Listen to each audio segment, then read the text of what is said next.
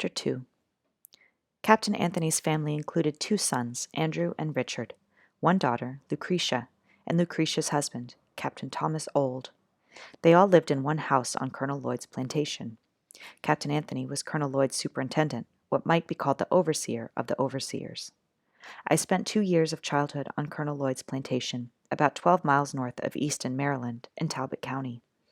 Tobacco, corn, and wheat were the plantation's principal products. They were raised in great abundance on each of Colonel Lloyd's farms. Colonel Lloyd was able to keep a ship almost constantly busy carrying them to market in Baltimore. Captain Anthony's son-in-law, Thomas Ould, was the ship's captain.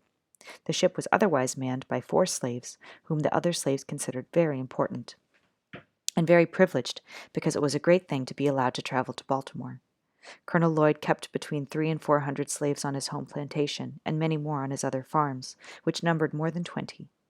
The overseer of all 20-plus farms received instructions and advice from the managers of the home plantation, which was the great place of business and seat of government of all the farms. All disputes were settled there. Any slave who became unmanageable or showed a desire to run away was brought there and, as a warning to other slaves, was severely whipped, sent to Baltimore, and sold to a slave trader. The slaves of all the farms received their monthly food allowance and yearly clothing at the home plantation. The adults received, as their monthly allowance, 8 pounds of pork, or its equivalent in fish, and 1 bushel of cornmeal. Their yearly clothing consisted of 2 coarse linen shirts, 1 pair of linen trousers, 1 jacket, 1 pair of winter trousers, 1 pair of stockings, and 1 pair of shoes. The whole wardrobe could not have cost more than $7. The children, too young to work in the fields, had neither shoes, stockings, jackets, or trousers. Their clothing consisted of 2 coarse linen shirts per year. When these wore out, they went naked until the next allowance day. The slaves were given no beds, unless 1 coarse blanket counts as a bed, and only the adults had these. This, however, is not considered a great problem. The lack of bed creates less difficulty for a slave than the lack of time to sleep. For when the day's work in the field is done, most of them have their washing, mending, and cooking to do. As they have few of the tools needed to do any of these chores, many of their sleeping hours are used preparing for the coming day. When this is done, they drop down side by side, old and young, male and female, married and single, on the cold, damp floor, each covering himself or herself with a miserable blanket. Here they sleep until they are summoned to the field by the sound of the horn. At this sound, all must rise and be off to the field. There must be no delay. Trouble awaits those who do not hear the morning alarm, for if they are not awakened by the sense of hearing, they are by the sense of feeling. Mr. Sevier, the overseer, used to stand by the door of the slave quarters, ready to whip anyone who was so unfortunate as not to hear. Mr. Sevier was well named, for he was a cruel man. I have seen him whip a woman, causing her blood to run for half an hour at a time in the midst of her crying children. Added to this cruelty was his dreadful swearing. It was enough to chill the blood to hear him talk.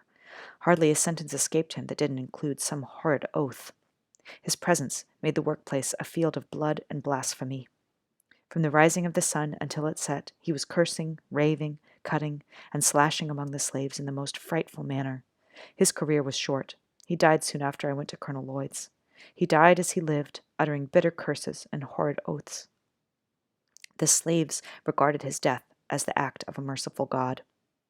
Mr. Sevier's place was filled by a man named Mr. Hopkins. He was very different. He was less cruel, less profane, and made less noise than Mr. Sevier. He whipped, but he did not seem to take pleasure in it. The slave called him the good overseer. The home plantation of Colonel Lloyd looked like a country village. The mechanical operations for all the farms were performed here, including the shoemaking and mending, blacksmithing, cart-riding, weaving, and grain grinding.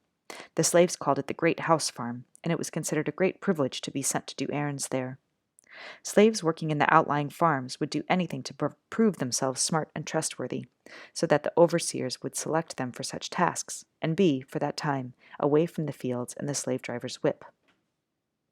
Slaves especially wanted to be selected to go to the great house farm to pick up the monthly allowances for themselves and their fellow slaves. While on their way, they would make the forests around them echo with their songs. They would make up the songs as they went along. When I was a slave, I did not understand the deep meaning of these crude, simple songs. I was myself within the circle of slavery, so that I did not see or hear things as I would if I were outside it. But these songs told a tale of sadness that was beyond my feeble understanding.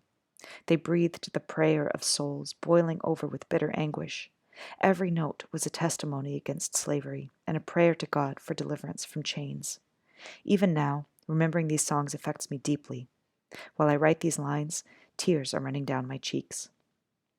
If anyone wants to understand the soul-killing effects of slavery, let him go to Colonel Lloyd's plantation on allowance day, hide himself in the deep pine woods, and listen. I have often been astonished, since I came to the North, to hear people say that the singing of slaves is evidence of their happiness. It is impossible to imagine a greater mistake. Slaves sing most when they are most unhappy. The songs of the slave represent the sorrow of his heart. He is relieved by his songs, as an aching heart is relieved by tears. A man cast away on a desert island might sing, and no one would consider that evidence of his happiness. The songs of the castaway and the slave are prompted by the same emotion.